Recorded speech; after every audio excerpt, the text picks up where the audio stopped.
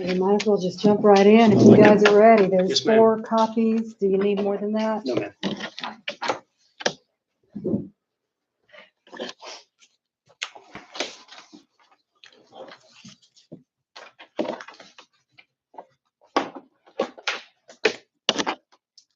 All right, so we do have some proposals.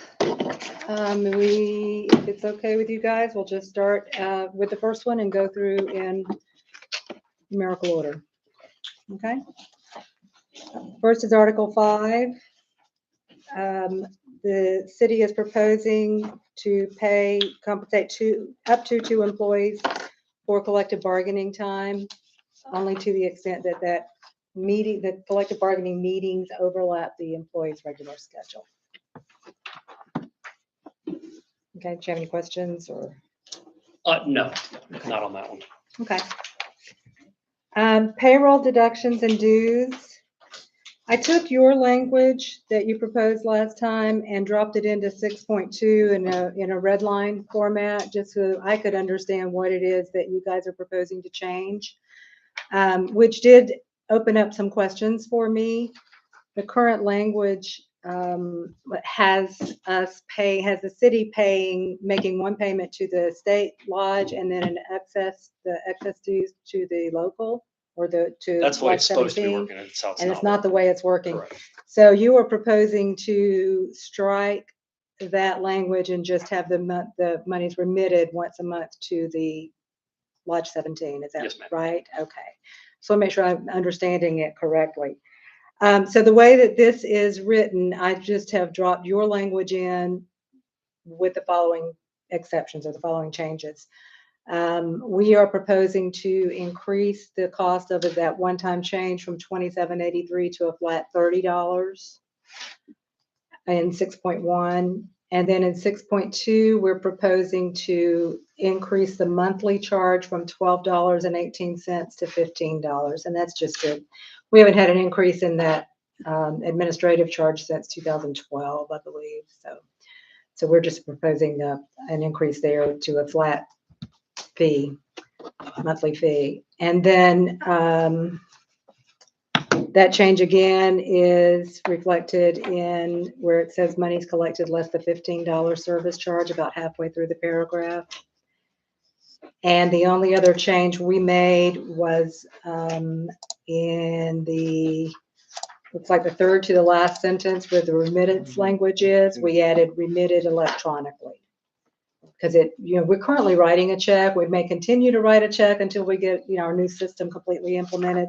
Okay. But if we get to the point where we can do those electronically, we just wanted to make sure that that was clear in the contract. You mean electronically depositing into a specified account. Mm-hmm, exactly. And that, of course, would have to have authorization from you guys. So is there any questions or do we have any discussion? My only question is do you guys charge all your vendors service fees and all that, or is it just us? All the unions we do, and there may be some other vendors, I'm not sure. Ashley may be able to speak to that, but. No, just because we're providing the service of kind of administering it, and we don't have to administer anything for our vendors.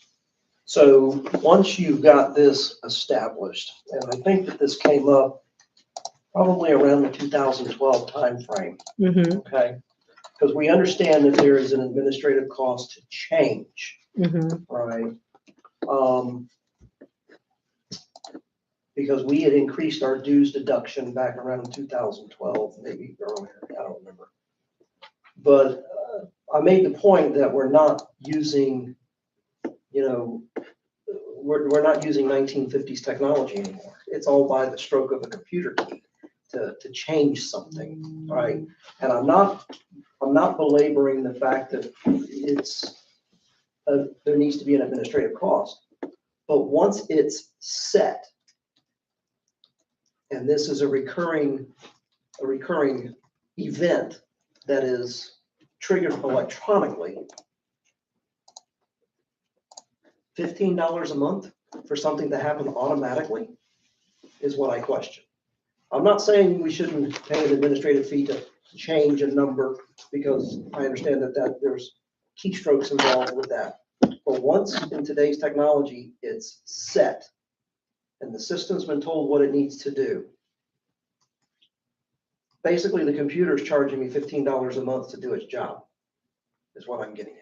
Ashley might want to speak to that Yeah. a little bit If more I directly. Yeah, go I ahead. really wish that it was automatic, but that's actually not the system that we have. So the deductions are occurring in our payroll application, and then that has to be transferred to our general ledger application to write the check to the vendor. So what we have to do is a manual handoff where we say, okay, the union deductions this pay period were $200. We need to make sure we're writing a check to the union for $200. And so we have to manually prepare a check request to document why we're making the payment, which means we have to sign it. And then we actually have to go through the check cutting process. And then we have someone that matches up the checks to the remittance and actually mails it out on our behalf. We would love to get to a state of automation, which is why we wrote electronically in here, because that's where we'd like to go in the future. But for right now, there is a kind of manual process to produce the payment to the dues or to the union. Okay, and that's just 15 a month? Yeah. Okay, because it's in there twice, you're just reiterating it, saying, Yeah, it's in money's there, less it's the in there service charge. twice now. Okay. So we just replaced the $12.18 with 15. So in the perfect world, once you're able to move in electronically, does that take the human equation out? Not really, because we have to audit the process as it happens, because we're doing a handoff between the payroll folks to the accounting folks.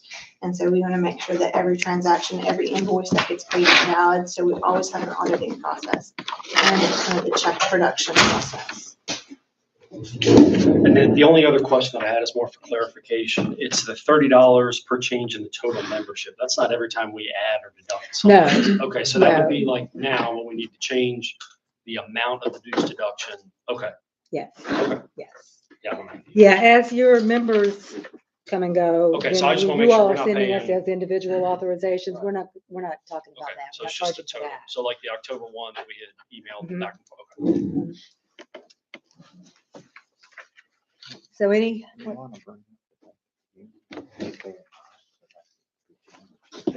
they want it to go. the union is the state, well, you want to ask for Yeah, I'm just, clarification on that? we used your language in this, where it talks about remitting it to the union. Correct. In the contract, the union is defined as the state lodge. Correct. The state has changed the way it bills.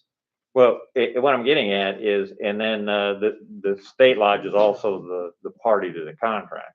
So if you want it to go to the local lodge and not the state lodge, That's correct. the name union should be not used, because the union, as defined in the contract, is the state lodge. Okay. Well, then I was using the exact language from the 2016 contract, verbatim. Well, what I'm saying, the current contract, I don't know what, Then what's your recommendation, Eric? well, is instead of using the word union to where the money goes, Okay. put Fraternal Order of Police Lodge 17. Perfect. So that would be in It might midway be, through the paragraph where it says the city shall remit once each month. The monies collected less the $15 service charge to the treasurer to the of treasurer of the Fraternal Order of Lodge Police Lodge 17. 17. So scratch the unscratch. Scratch the unscratched Okay. and scratch the word union Okay. And just go to and Fraternal Order add Police. back Okay. the strike through language Fraternal Yeah, Order of the Police strike, Lodge yeah. 17. But in the current language, we refer to Lodge 17 in one location and the state lodge in a different. So we're proposing to Yeah, clarify and in the that. No, last I'm sentence, fine with it. the Okay. breakdown that you're talking about, the itemized breakdown, does that go to the lodge or to the local lodge or the state lodge? It goes to the local lodge. Yeah, So that union would have to be stricken and To Lodge replaced 17? to Fraternal Police Lodge 17. Okay.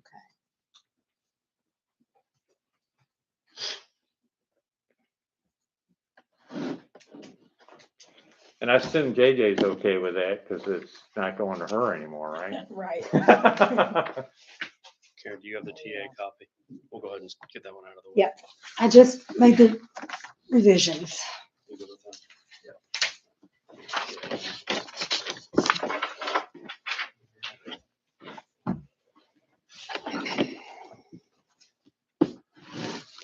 Okay, do you want to talk about Article 11? Yes, ma'am.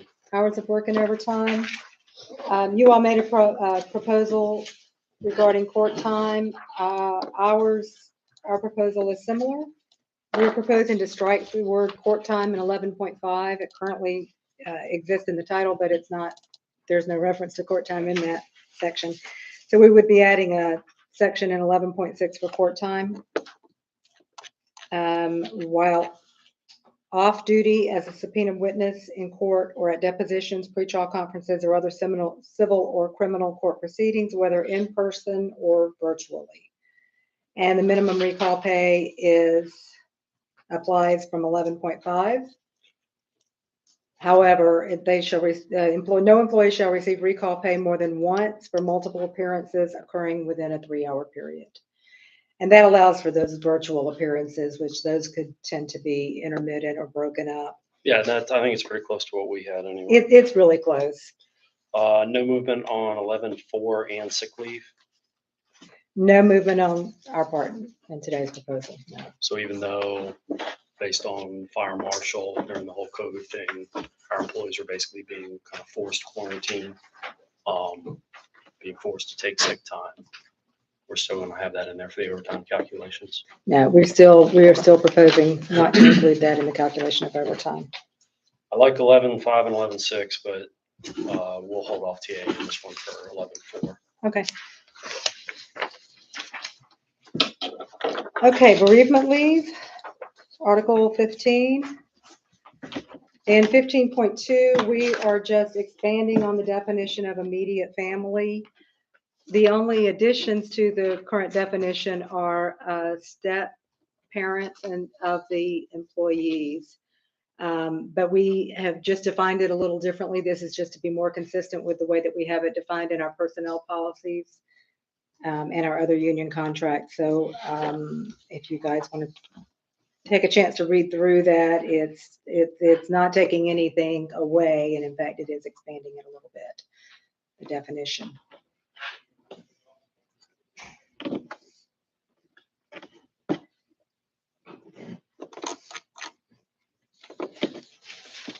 And then in 15.3, the city is proposing to add an additional 2 days of bereavement in situations where travel is required of more than 1 day. We are proposing that would require city manager approval. And if the additional 2 days are granted, the bereavement leave would have to be used all at one time. In 15.4 is similar to the current language. If additional time off is necessary for bereavement of a member of the immediate family, the police chief may grant additional time from vacation or comp time. If vacation and comp time are exhausted, the use of sick leave may be requested and approved by the city manager. 15.5, an employee desiring to attend the funeral of someone outside of the immediate family may apply for vacation leave or leave without pay. 15.6 is new. Under certain circumstances, the city manager may approve designated city employees' attendance at a specific funeral or other specific commemorative event in the interest of the city. This is a situation where if we have a police officer or another city employee, or maybe even a police officer from a neighboring agency, we're doing that now. We are allowing certain employees or certain departments to attend those things on the clock. This just puts it into the contract so that we're more clear. Any questions or discussion? I have a question, and maybe it's just because I'm not familiar with the policy out here, but in these instances where the city manager would be making those, giving the approval, what's the policy or the process for that? It varies somewhat, but we don't have a specific form that would require city manager approval. It doesn't. These are rare occasions typically, but generally the department head would submit it to the city manager for approval. And we can be more clear about that if you want some clarifying language. Do you have any issues, or do you want caucus and? No, I was just, where I saw police chief in one of the.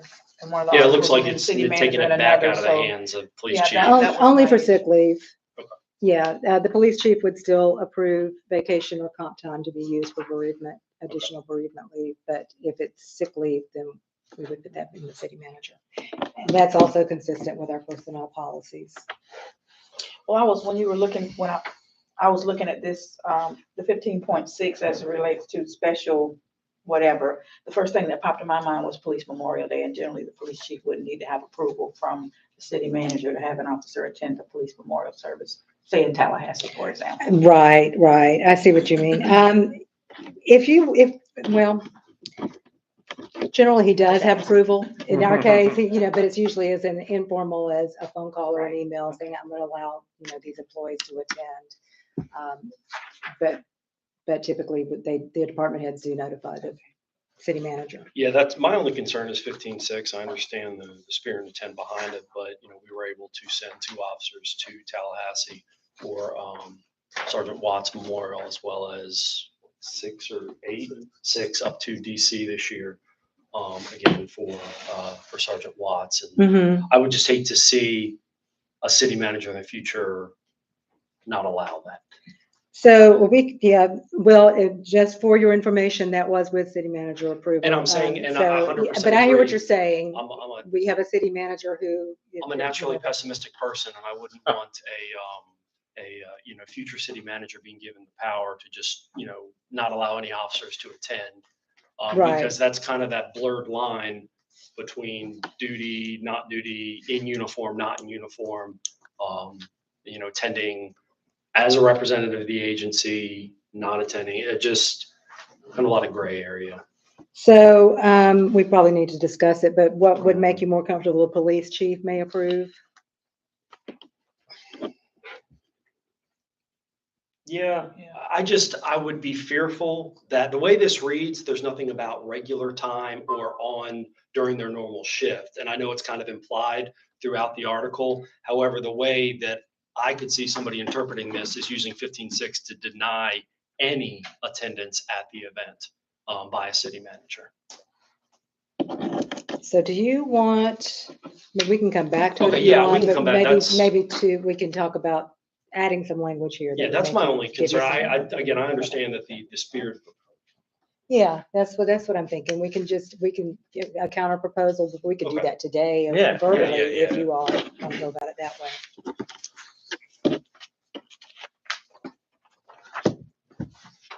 Article 16, resignation, and 16.5.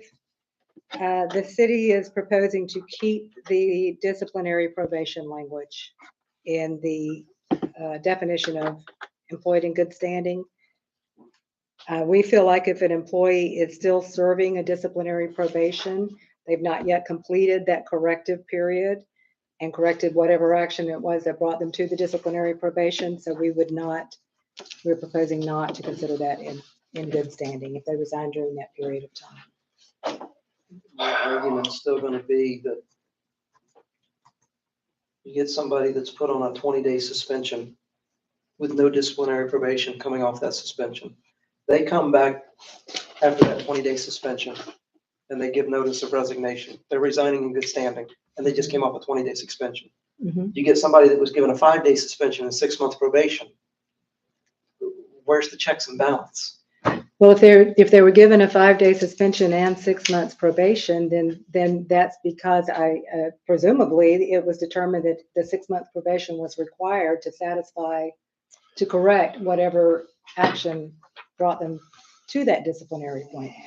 And until the probation is served, they're not restored to good status. Our big concern is that years ago, there was an internal on a supervisor, and in that internal it was written, if you ever display this behavior again, you shall be demoted. That is, in our minds, kind of a permanent probation, if you will, and I would hate to see the city construe that as even, let's say, another 15 years goes to retire and has that in there. That wouldn't, in my view, No. that's not a probation, that's final written warning. That's a different animal. But the way it was written could be construed to some as probation. If you ever do this again, you shall be demoted. Well, Um, that's a final warning. That's not a probation. Okay. And, and there's no end date or anything in that. So, then what we'd really look for is, and this is obviously something that wouldn't rise to the city's level, but there will be greater scrutiny on internals within the police department in terms of the language that is issued at the end of the disciplinary process during the chief's final orders, to make sure that the language is in no way construed. We would like to see and placed on X probation, and not Sure. used as kind of an open-ended last chance agreement, or just an open-ended sort of if you ever. yeah, no, I would consider those two different animals completely. One's a final warning, the other one is a probation, and it's got to say it's a probation to be a And probation. yeah, probation has a start and an end. You know, Correct. It has a defined date. But By definition. the way we interpreted that was, if you ever display this behavior during the rest of your career, you shall be demoted. Yeah. That, I to would not me- consider that That's not a probation. probation. That's Well- a final warning. Okay. And I would submit, and that's an easy fix, I think, that in those situations where you are giving that instruction, that if you do this again, you're gonna be demoted, that the language, the verbiage, this is a final written warning. If you do this again, you will be demoted, you will be terminated, whatever. But maybe the verbiage needs to be included. That way there's a distinct separation between the two, probation and final written warning. I get it. Probation has a start and end date, right? And normally it's preceded by, you were hereby on probation from this date until whatever. Okay, but one liner, this is your final written warning, and future displays of this behavior, activity, whatever will result in X, Y, or Z. From my standpoint. Well, I think it's important from a management standpoint to make clear that it's a final written Mhm. warning. It's made that clear because that's what it is. And that's what, so like I said, I mean, and we're gonna, we'll caucus about this, but that's our concern, is that, and, just to, again, the internals don't rise beyond the police chief unless they are grieved any, at any step, or beyond that level. We just want to let you guys know that we're just going to be paying extra attention to the language Oh, sure. used in the I mean, I internals. think it's in both of our best interests to make sure that the language is clear in those disciplinary actions. Correct, and We- that's- we- Yeah. We don't want there to be any room for debate any Okay. more than you do. JJ, did you have something? Yeah, I'm just kind of playing this through in my mind. I guess for me, my sort of hangup is that just because a person is involved in an internal investigation doesn't mean that it's the most egregious or more serious or even criminal allegation that they're facing. It can be something very minor. And so that person would kind of be bound to stay around until the conclusion of all of that, because they don't want to leave and not be in good standing. I guess for me, I feel like there needs to be, I don't know, I guess some separation between, what's serious enough to warrant, having somebody hang around until it's completely concluded, or something that might be minor where they may just want to separate from the organization and not be able to do that Well, because they don't want to leave. yeah, except for the probation language, we're proposing the exact same language that the union proposed to us. So that we're not changing from the union's proposal.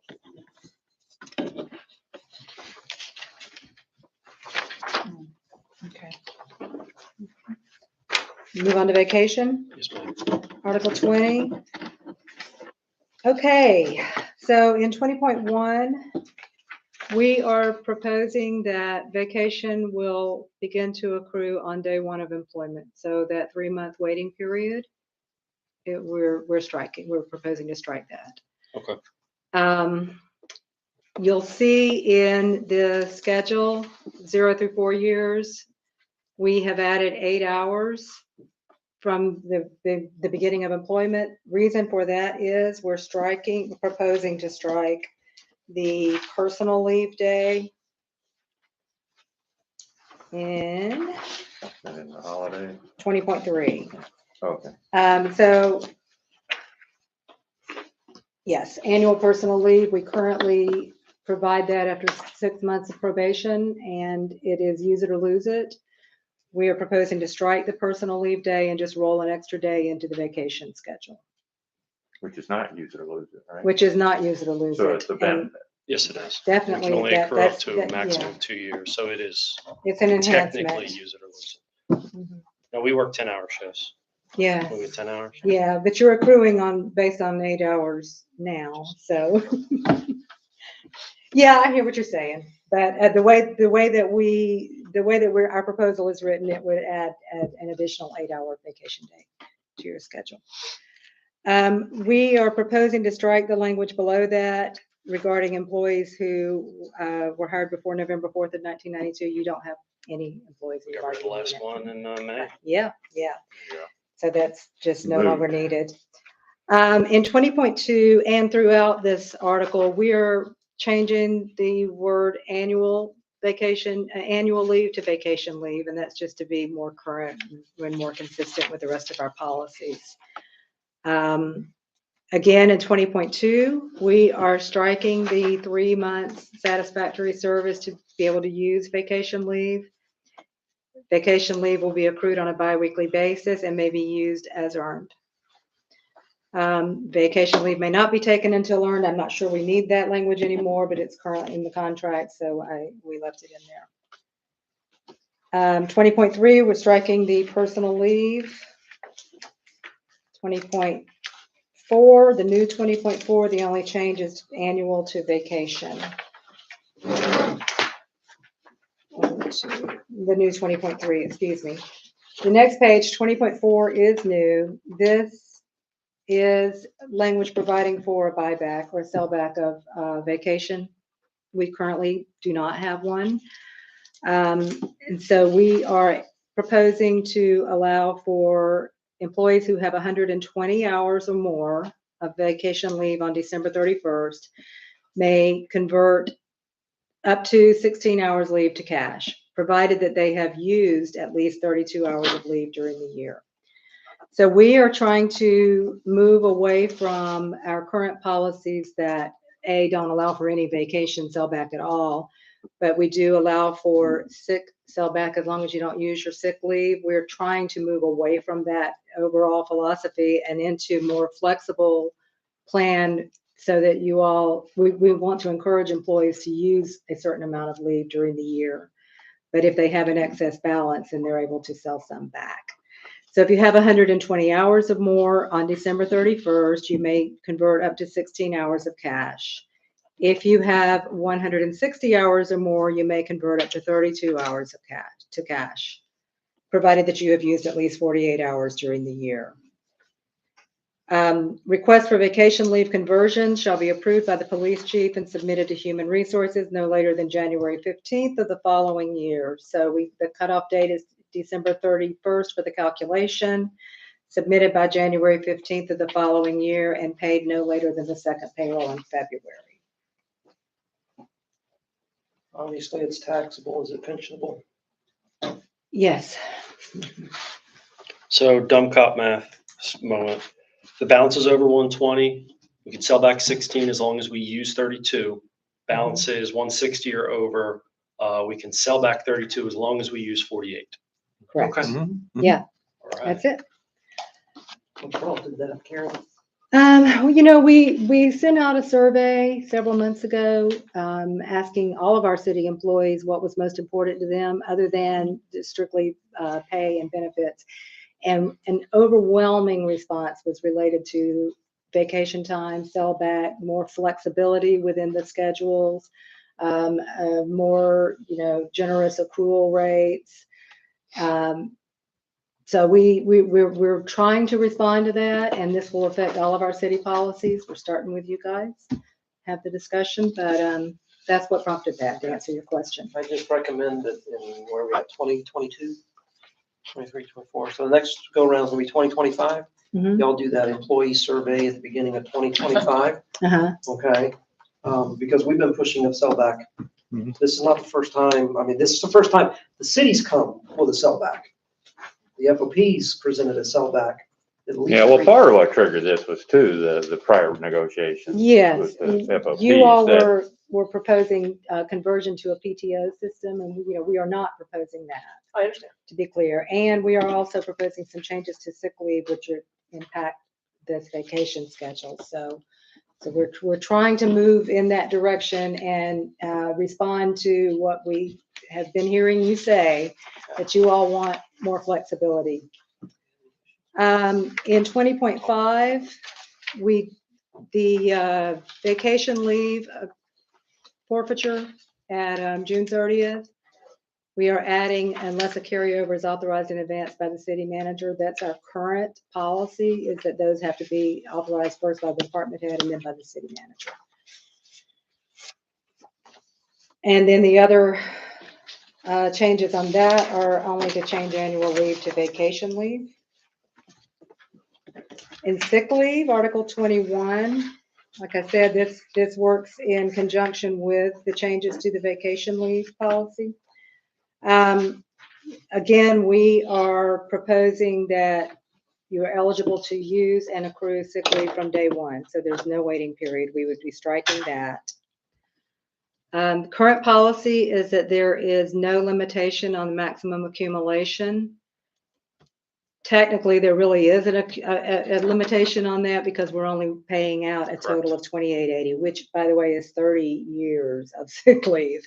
If you never use your sick leave in 30 years, you can have $28.80. We are proposing to cap the amounts accumulated at 2,400 hours, which is 25 years of vacation. I mean, 25 years of sick leave. How many employees have accumulated 30 years worth of sick leave? No one.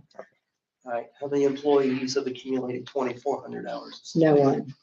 No one. No one citywide, no one in the bargaining unit, no one. So we do have a couple of employees who have accumulated maybe close to 2,200 that are well over 30 years of employment. So putting this cap will not impact anybody who is currently in the system. In 21.3D, we're striking the language about dependent sick. We're currently capping dependent sick at 56 hours. We are proposing that sick leave may be used for dependents or immediate family members, so that the term dependent sick will no longer be an issue. So we won't be making any differentiation in the payroll system between dependent sick and regular sick. And there's no cap on the amount that you can use for dependents. In 21.6, we are proposing to cap the payout at retirement at the 100% payout, move that from 720 to 700 hours. And again, 2 paragraphs down, same thing, proposing to have the 100% payout at 700 hours with a maximum of 2,400 hours eligible for payment. The chart on the next page just reflects those changes. And then in 21.9, we are proposing for sick leave accruals, accrued sick leave balances, the current conversion to either vacation or cash. We are proposing that could be converted to vacation only, not to cash, since we're adding the cash conversion over on the vacation side. But we are striking the language that says not using any sick leave for 1 full calendar year. So in other words, we no longer are going to require employees to not use their sick leave in order to be able to convert 2 days of sick leave to vacation. We do want the employees to have a minimum balance before they convert anything to vacation. And then if you have a minimum balance of 208 hours on December 31st, you can convert 16 hours to vacation. So if I've got under vacation, I've got at least 160 hours of vacation on the books, and I've used at least 48 during the year, I can cash in 32 hours. Right. And if I've got at least 208 hours of sick time on the books, I then can convert 16 of that to vacation time. And that would be before the vacation payout. Before The sick leave conversion comes first, and I think we added some language in there. All requests for sick leave conversion shall be approved by the police chief, submitted to Human Resources on January 15th. Sick leave approved for conversion shall be credited to the employee's vacation leave bank prior to the calculation of vacation leave conversion to cash as provided in section 20.5. Okay, So so you would if I'm convert- tracking you here, Mhm. I get my sick time converted to vacation, that's 16 hours. And if that 16 hours pushes me over the 160, Mhm.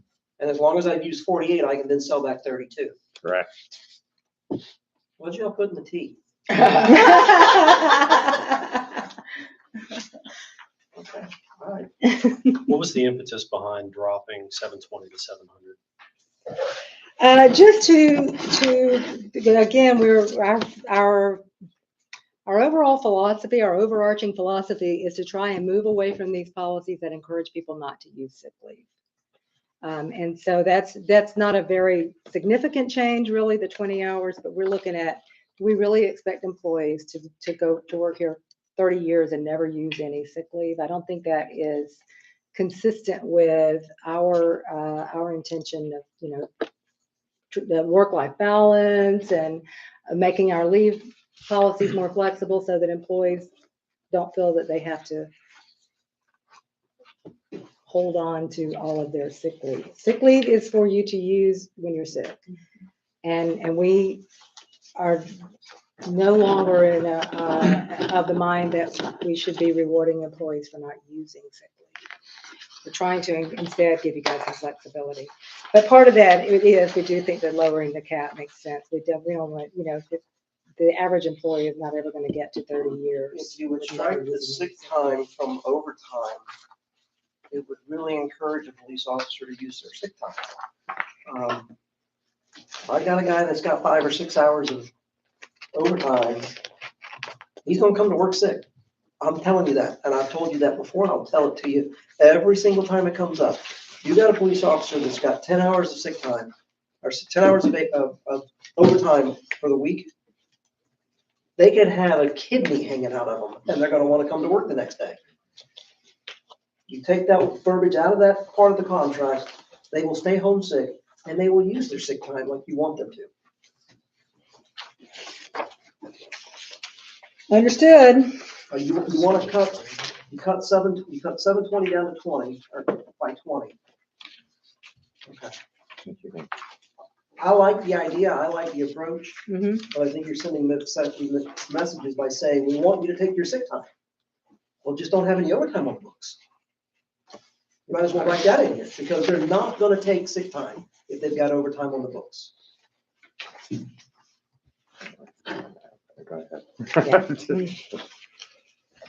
Who won the bet that I was gonna bring that up? I don't think anybody would take those odds.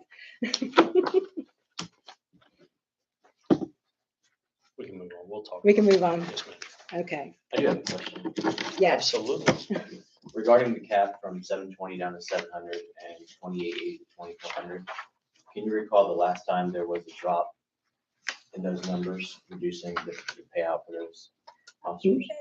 Not in my career, which is 22 years. I don't recall there ever So there's being a no drop like in those numbers. future onset of looking for more drops? as far as No, retirement? not at this point. That's not, we're just trying to make our policies make a little bit more sense. I just don't think it's realistic to expect that somebody's going to work for 30 years and never use a sick day. I just didn't want to set the tone as that being okay to drop down to 600, 500. Well, When officer retires, that money is a nice payout for them. And I think like Sergeant Brown and others that are coming up on that retirement age within the next 5 years or so. to keep Trust me, that I've number high. done the calculation. to see Yeah, how it much that is. 20 hours is gonna cost me, but I'm okay with it. Yeah, the sick time payout is essentially, it's a reward for healthy living, for a healthy lifestyle, for Right. taking care of yourself over the career. So, I just I wouldn't want to see by the time I retire, that 700 going down to 350, like it's starting a process to drop down. There's certainly no intention at this point And to. the number is minuscule, I think 20 hours, so that's something about just for future. Well, and it's tied to being able to convert it to vacation, and sell it too. So I mean, it's a way to get the same, to get the value out of it. Thank you. so, Anything else on leave? no, ma'am, no other questions. Okay, Article 22, holidays. We are proposing Juneteenth.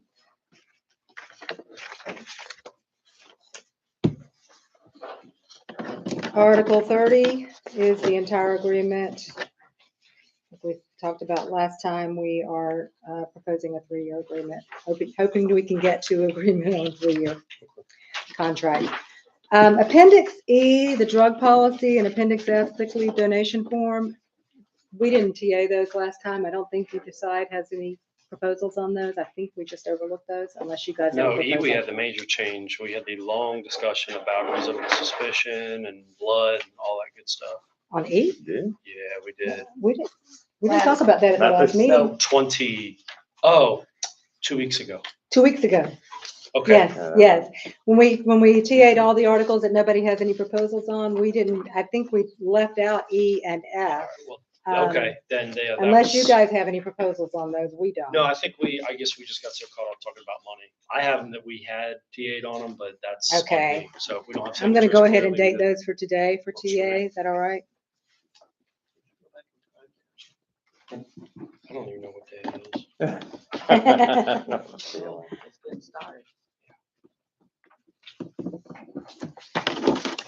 Okay.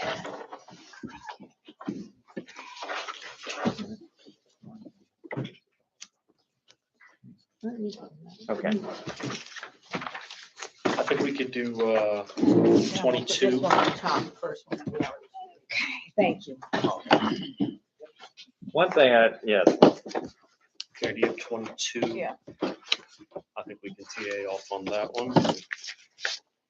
Appreciate the city's incorporation of that federal holiday into the list. We'll hold on.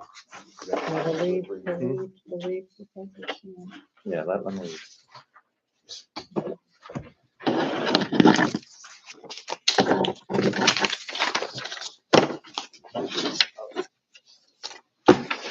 And I think with the remaining ones, we're putting this together as a package, keeping pension and wages off the table, a package to accept these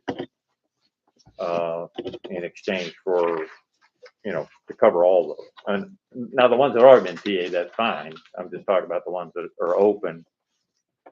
It's a package to have you guys withdraw whatever proposals you have and to accept these. And these are the benefits we're giving. I don't think there's much, but that's how this is being presented. That's just a holiday Not and the 30. 3-year We'll period. hold on that Yeah. 3-year just till we see the wage and everything.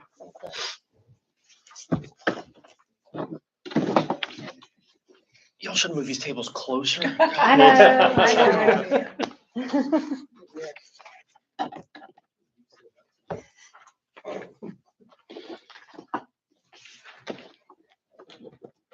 Okay.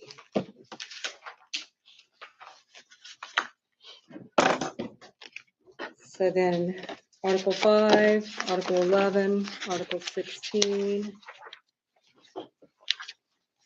15, 16, It's showing what's 20. open. and 21 are the ones that we just said are considered a package.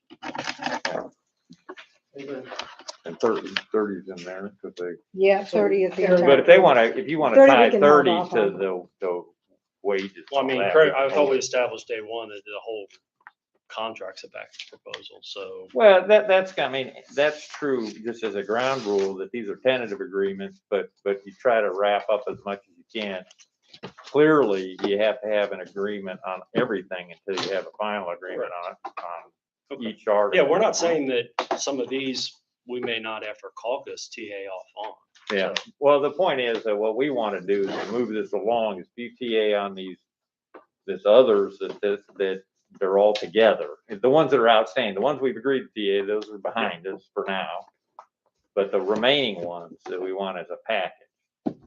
So you're saying, So you're saying if I want to do 20, but I got to do them all? Yeah, Okay, well then we'll caucus, we'll see what you got. okay. You want to talk this? Yeah, well, you guys want to caucus and you were talking about maybe some language to counter on some of these things. Well, I mean, are we going to see C or D today? C or D? It's Appendix C, Appendix D, It's wages. No, not, well, I mean, maybe after we're done with talking about all these, but you had, suggested you might have some language to counter on like bereavement leave on that section, if we could.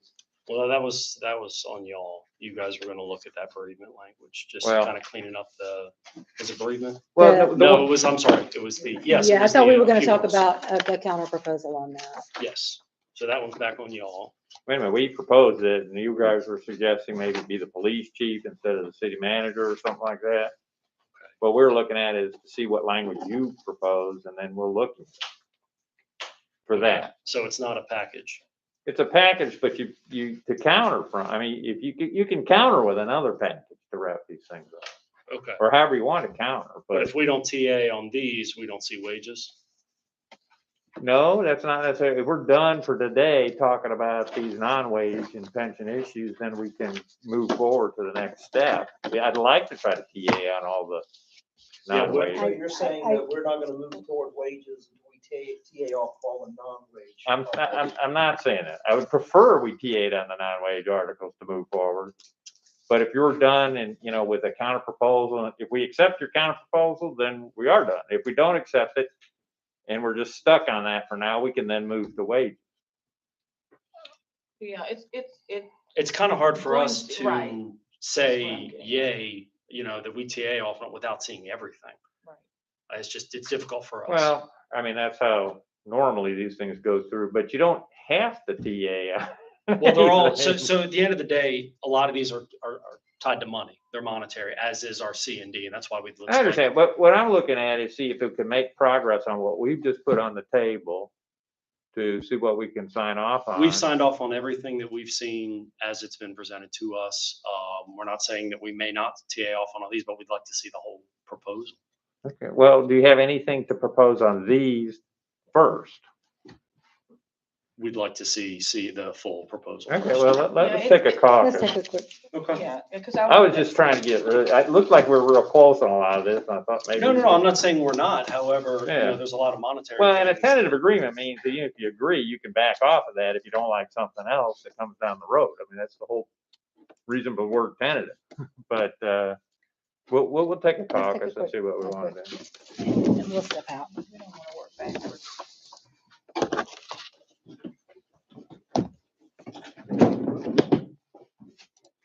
This is gonna be muted. Trying to.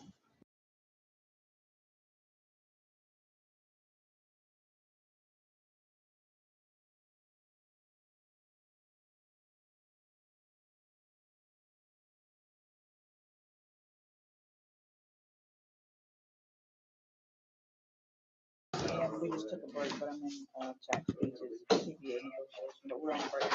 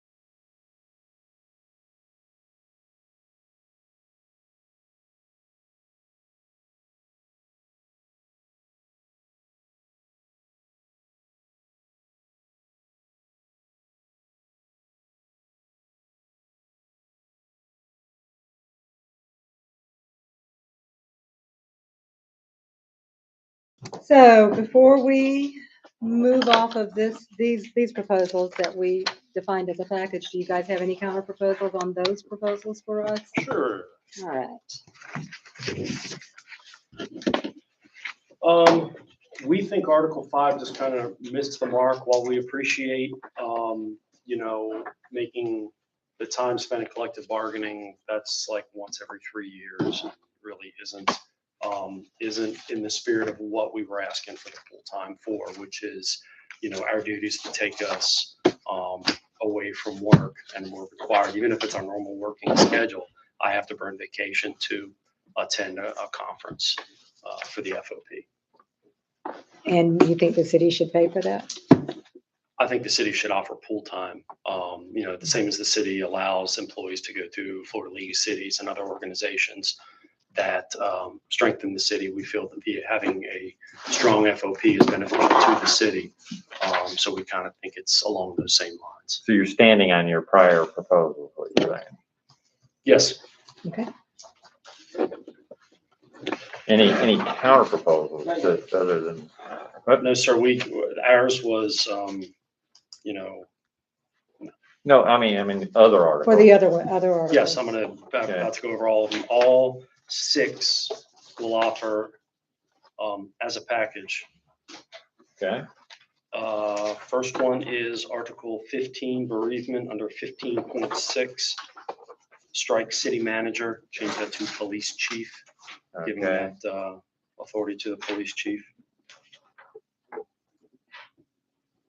okay, Article 16, we will concede the word probation, with the understanding that, all the IAs will be under, at least the wording of the final dispositions will be under much greater scrutiny than they have been in the past. okay,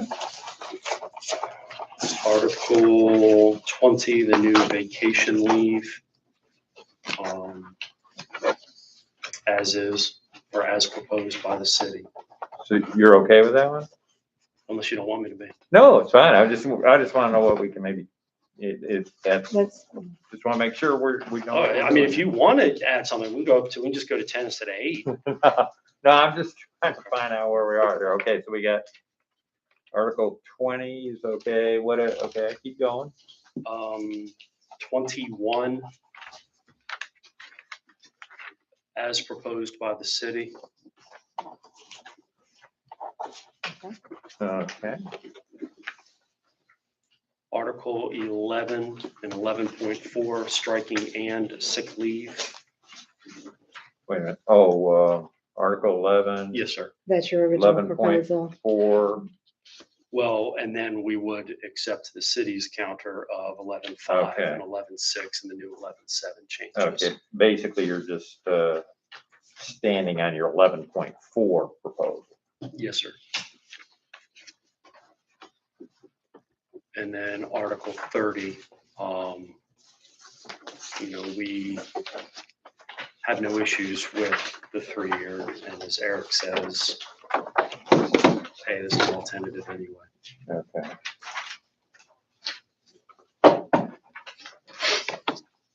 And Article 22, we TA'd off on already. So basically, let me just make sure that I got this down. Article 5, your package counter proposal is the same as ours, except Article 5, you want to keep in the pool time proposal you originally had. Article 15.6, you want to change city manager. No, Article 5 is not part of what we just. Article 5, you're proposing your original, Yeah, standing on your original proposal. Yeah, we're staying on the original. Yes. Okay. Yeah, that's what I mean. I'm just trying to. Which is the pool. What you're okay with and what you're not okay with. You're okay with our package proposal, except in Article 5, you want to keep in the pool time proposal that you made last time. Article 15.6, you want to change city manager to police chief as approving. And Article 11, you want to stand on your original proposal, and 11.4, but the rest of it's okay. Yes, sir. So that's the difference between our two packages. Is that fair? I just want to make sure we're clear. Yep. Okay. All right, well, we can, move on, I think. I think we can move on. I don't think we can TA on those, No, but we can certainly take Packages, it back but and give we'll, it some thought. yeah, we'll see what we can do.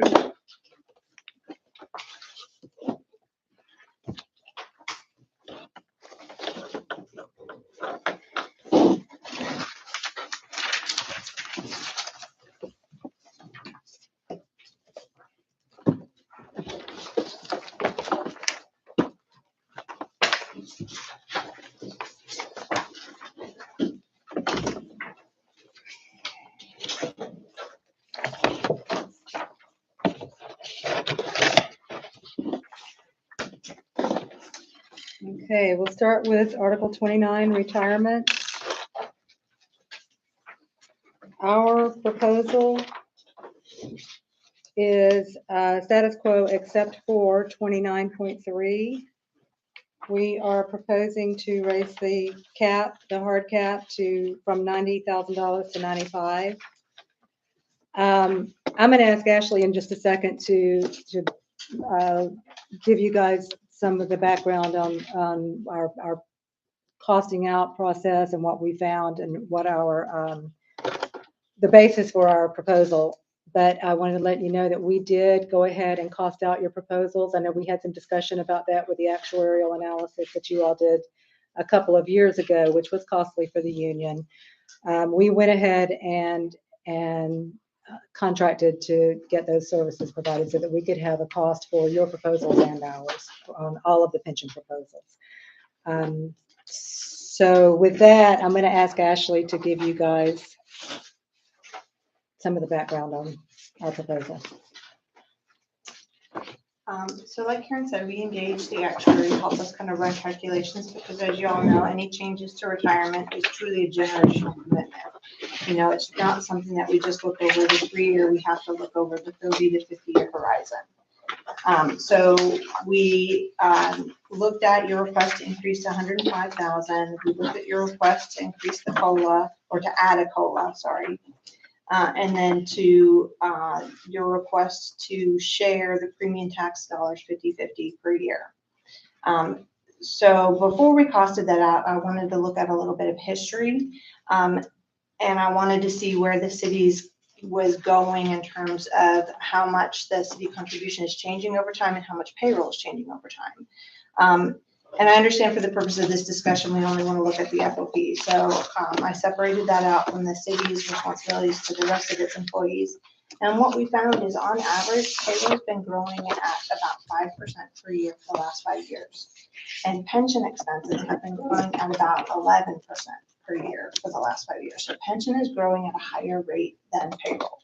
And so any kind of changes that we make, we are doing so with a mind that to maintain the existing benefit level is getting more expensive. And so we took a very cautious approach in looking at kind of any changes to the benefit levels in retirement. So the FOP's proposal over the 3 year window, we calculated it costing $534,000 for those 3 changes, the COLA, the cost share, and the raising the cap to 105. And that's only over 3 years. And so any changes would have an exponential impact, which means, you know, the curve would go up faster over time. So the 3 year change is actually kind of the lowest dollar change that we would see. So in that respect, we looked at it and determined it was not sustainable for the plan to propose any of these changes. But what the city did calculate with the help of the actuary is what it would take to move the cap to 95,000.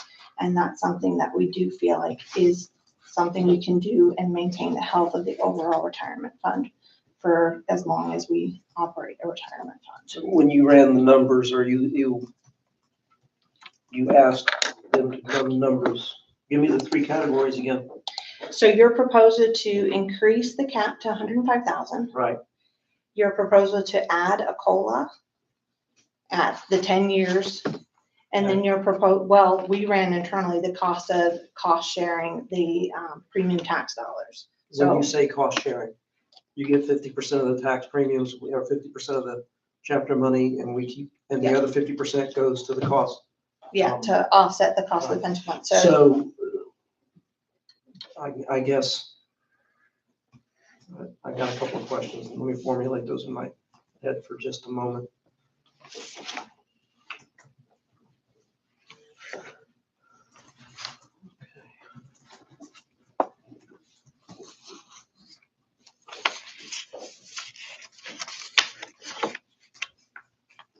So specifically regarding the chapter money and the cost sharing, what, how did that factor in? So the union's proposal to split the chapter money is 50-50. Last year it was 300,000, so it'd be 150 to the city and 150 to the union. So then the city would have to make up $150,000 to meet the actuarial determined contribution for that So year. you're basing it off of a known number, which actually moves because we never know exactly how much chapter money we're getting from year to year. Correct, and I did a little bit of historical analysis on the chapter monies just to see kind of what its movement over time is, because the total pool of chapter monies is coming from the insurance collected at the state level, but distributed out to all the unions based on what the employee pool looks like. So we have seen a steady increase over the years. We have seen some years where it did decrease, but it is not growing at the same rate of payroll or as the pension contribution requirements.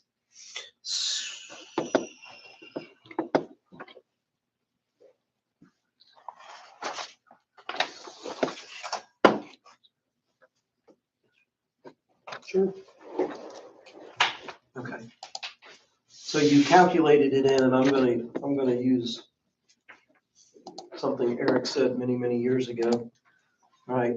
You're automatically assuming that the chapter money's available when we're currently negotiating it. All right? Or you should, my question is why didn't you just look at half of the chapter money? That's what I am looking at in terms of the cost of Okay. making this change. I'm looking at half of the chapter monies. The city would have to make up the other half. And so that's the expense that we view. And you understand that the city hasn't had to do that because we've negotiated away 100% of our chapter money. Correct.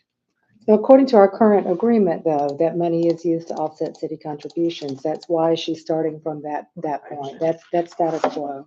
I understand. But your 534 number includes basically 3 years at $1.50. So there's 450 right off the top for just splitting. So the actual quote unquote cost of the benefits is $84,000 to provide a COLA and raise the cap to 105. But then I go back to that's the first 3 years. And so kind of when you look at the cost over time, we're looking at these 3 years. And so it's very low, but it's going to compound. So when we talk about this is a generational commitment, we're going to see this, in later years. And so that's why, yeah, it doesn't seem like a lot right now, but it's a generational commitment and something that we don't see as sustainable for the entire pension plan.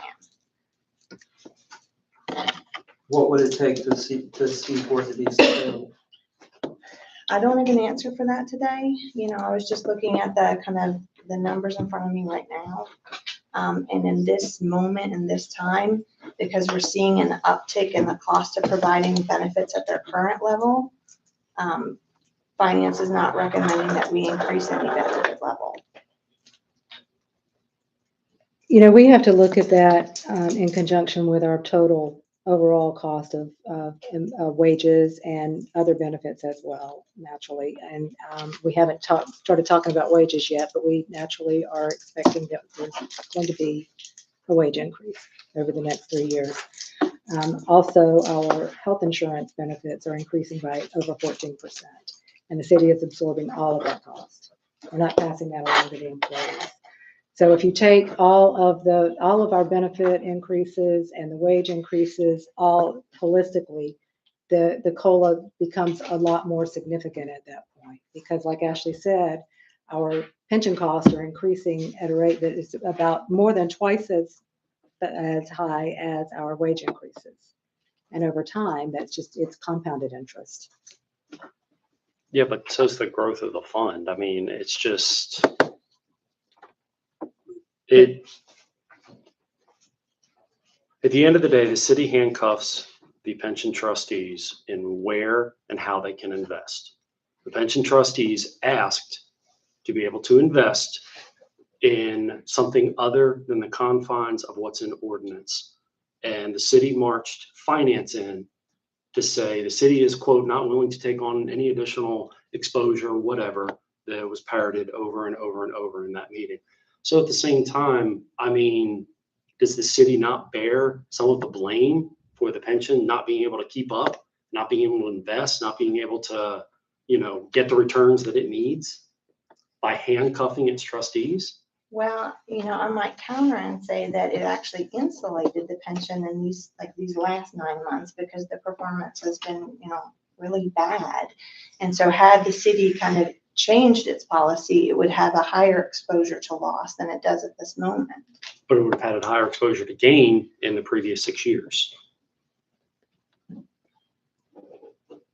I understand what you're saying. But It's over frustrating for time- me to hear that you guys call the cost of $534,000, a large quantity of that is just not taking the chapter monies. Is essentially what it is. You could say status quo, they're negotiated away. It is what it is. At the end of the day, you guys put together the package proposal. If we don't agree to give the chapter monies, then the proposal is null. That's what we were told in 2017. That's what we were told in 2020. It's frustrating, to be honest with you. It's frustrating that that it's really not a significant cost. $84,000 over a 3-year is less than a 1% payroll increase. But that compounds over time. And we're already seeing the pension costs increase at a higher rate than payroll. Again, and what does that do to? What does that do to the benefits that we've already committed to? No, I understand, but why are the costs increasing? There has to be a reason. Why are they up 11% where payroll's only up 5%? That's a really good question. I think part of it is due to the mortality tables that we have to use. People are living longer and we have to calculate that into the cost. They pulled those down 2 years ago. They actually had people dying sooner. So that helped the fund considerably 2 years ago. But over time, it's created a kind of an uptick in expenditures. I have, I have 2 things that I found were interesting.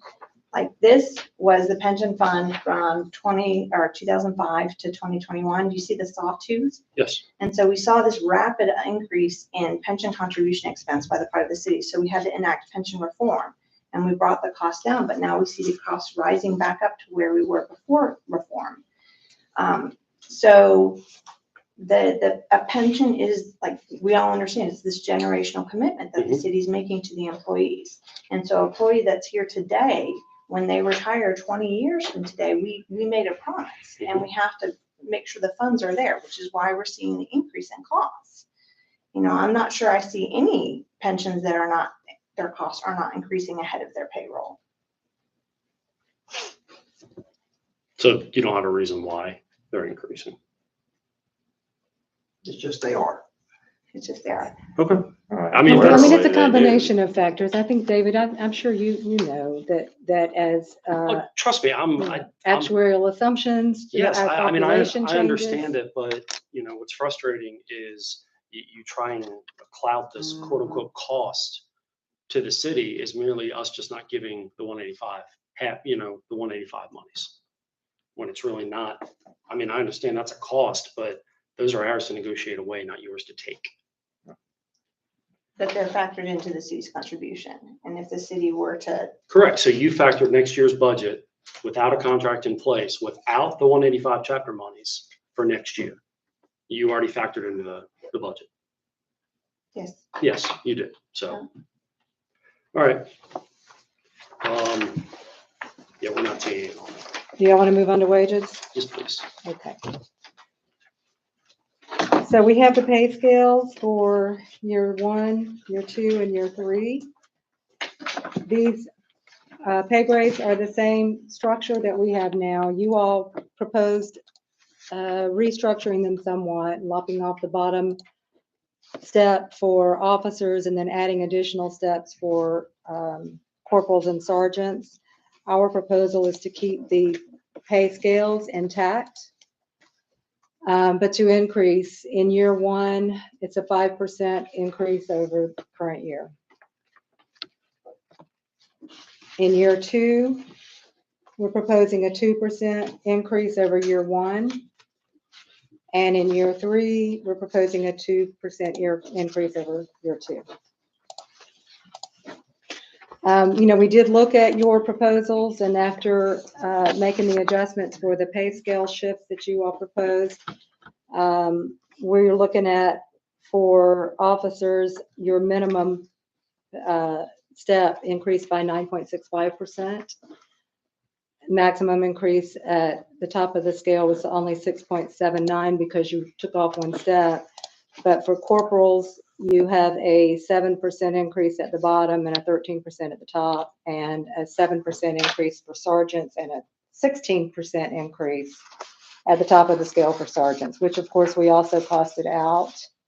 And if you want Ashley to give you guys a rundown of what the difference is in your wage proposal versus our wage proposal, we're happy to do that. Didn't the commanders unilaterally get a 20% gap in between sergeants in 2020? Or sorry, 2019? Isn't a gap in between? That's been in that personnel policy. Their gap was increased. It's clearly- been, that gap has been in the personnel policy for more than 20%. 3 years, yes. Okay.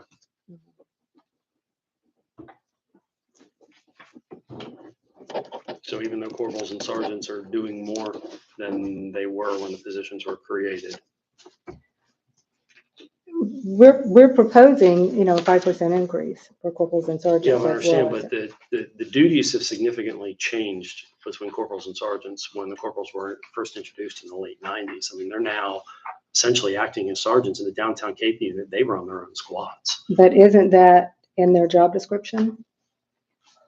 And the To job act as sergeants in the sergeant's absent? No, ma'am, no, understood they that. they essentially run their own squads. The way that downtown Cape is set up is with consider an A group and a B group, one sergeant over 2 corporals. Okay. It's a traditional rank structure. But then the than- corporals will act in a sergeant role when the sergeant's not there. Is that true?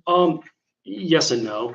I mean, Mm-hmm. there's some aspects that they will do, but that's a wholly separate issue, is acting as a sergeant or during the absence of a sergeant. They have a sergeant, Yeah. but traditionally right now they're running their squads on the day-to-day. Yeah.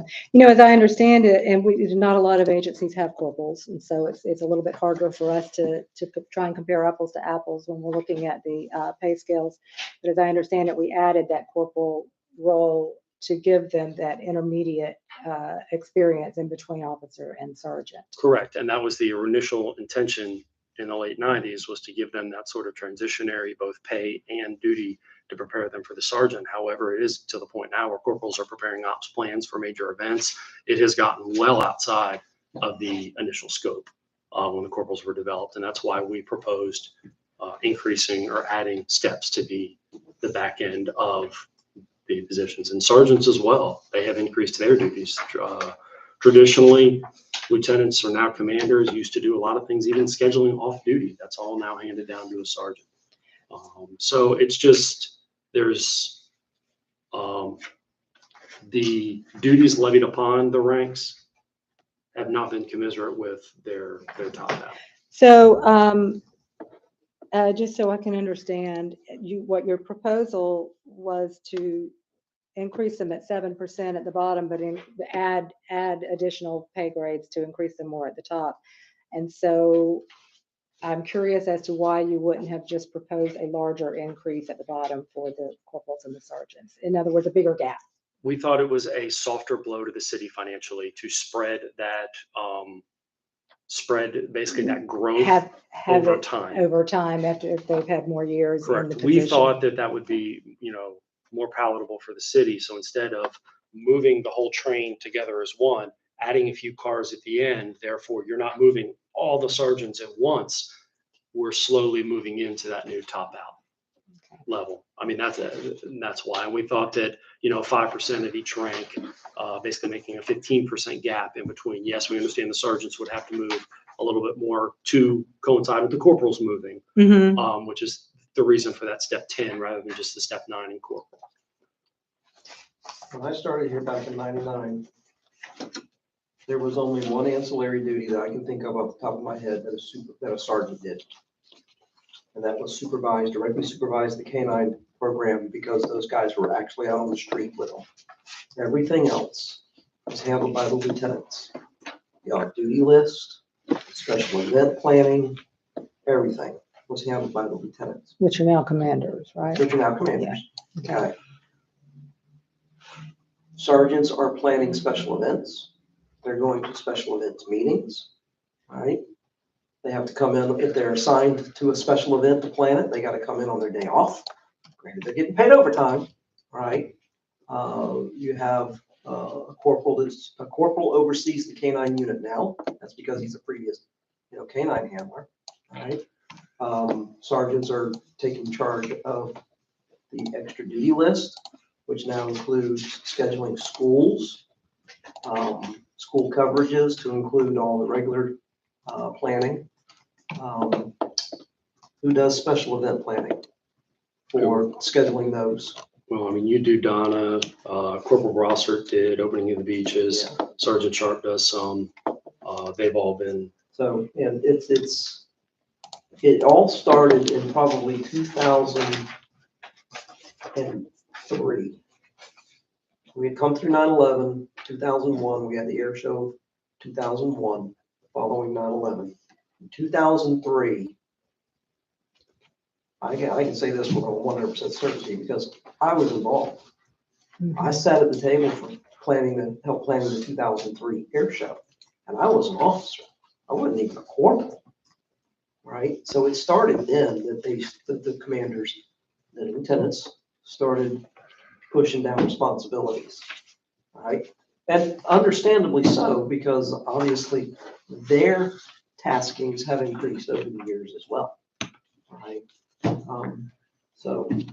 And it's not the first time that we've talked about this with regard to delegation of authority and the amount of things that sergeants and corporals are doing, right?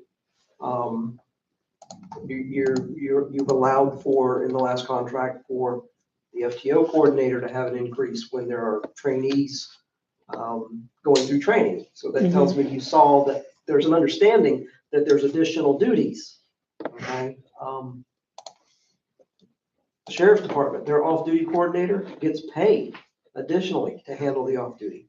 Granted, it's a much bigger responsibility because you got so many officers, but I digress. So, yeah, I mean, you're right. We did recognize that 2 years ago, and we did add, we enhanced our pay plan considerably to take all those things into account, which is why we would like to this time focus on getting the pay scales right. So I understand what you're saying about, additional duties, but adding those 3 steps at the top for sergeants is significantly driving our cost. Again, it was 16% at the top of the pay scale for sergeants.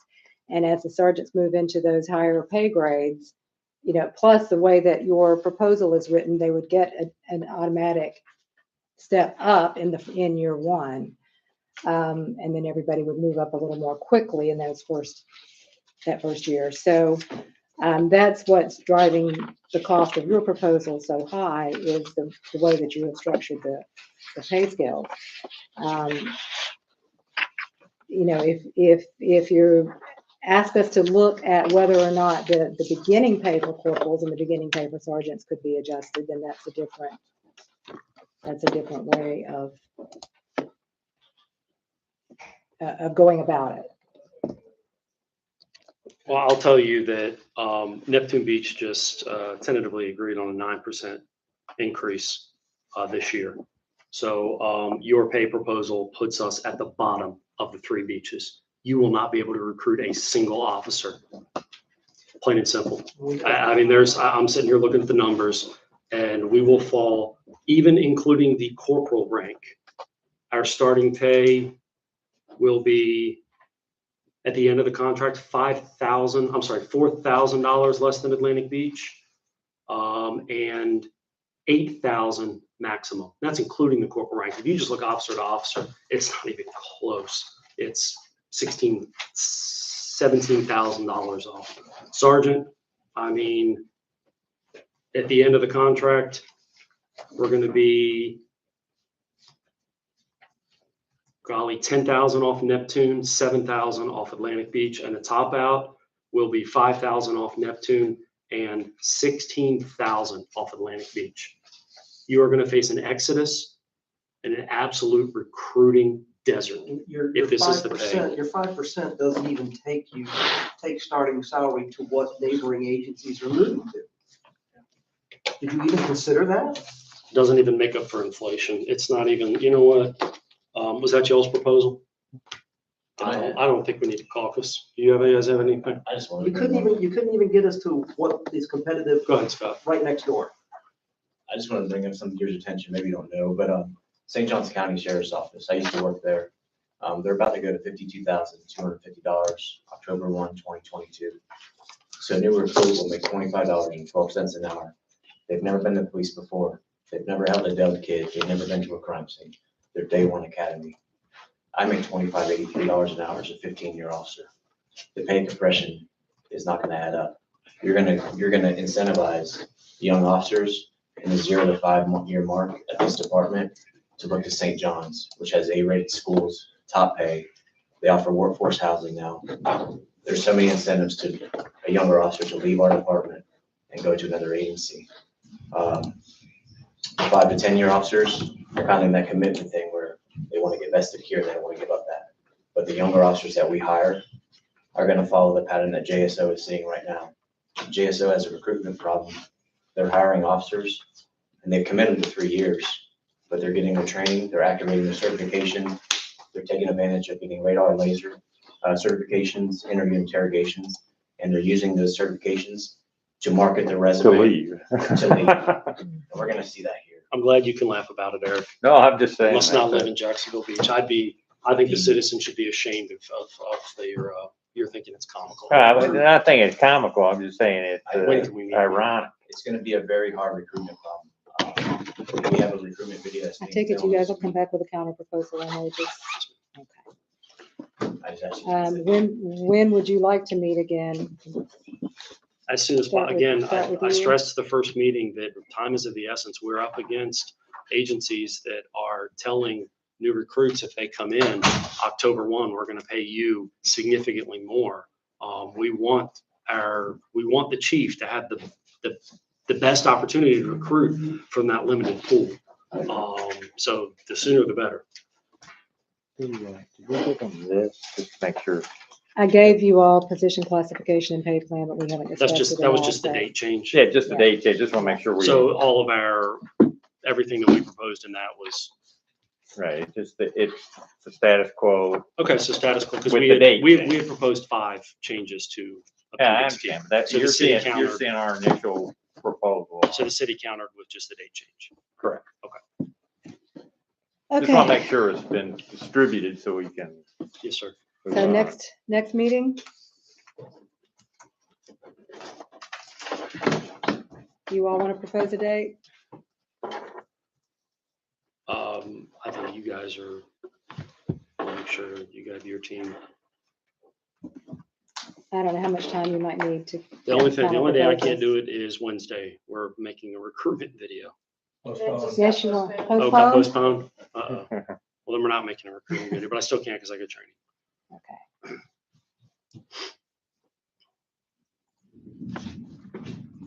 That'll be a good video.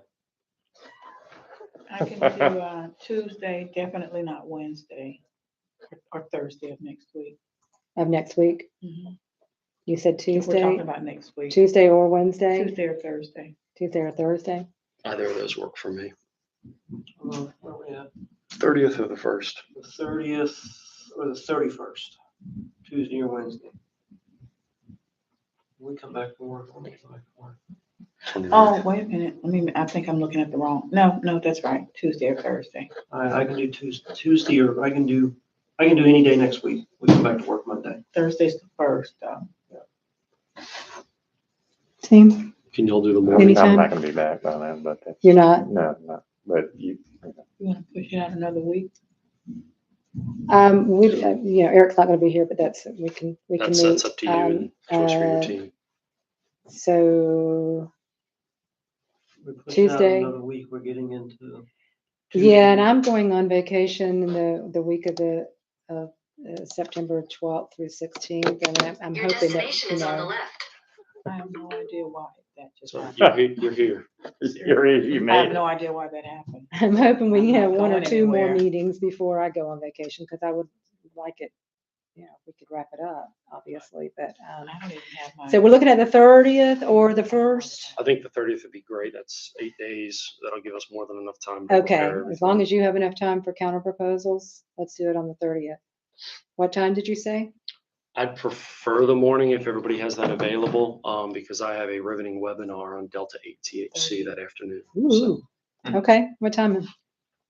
it's good for you. You need time to get your squad rolling. So that, and I gotta get coverage, because, my corporal has a recruit right now. Nine or later. No late, no earlier than 10 o'clock. cover. Mm. You want somebody to hold Bridal on? cover. Well, no earlier than 10 o'clock. 10 o'clock on the 30th. That'll work for you, That's JJ. good for me, yeah. So 10 a.m. on the 30th. We'll schedule it for the council chambers unless there's a conflict like there was today. But Yes, we'll ma'am. go ahead and get it on the calendar.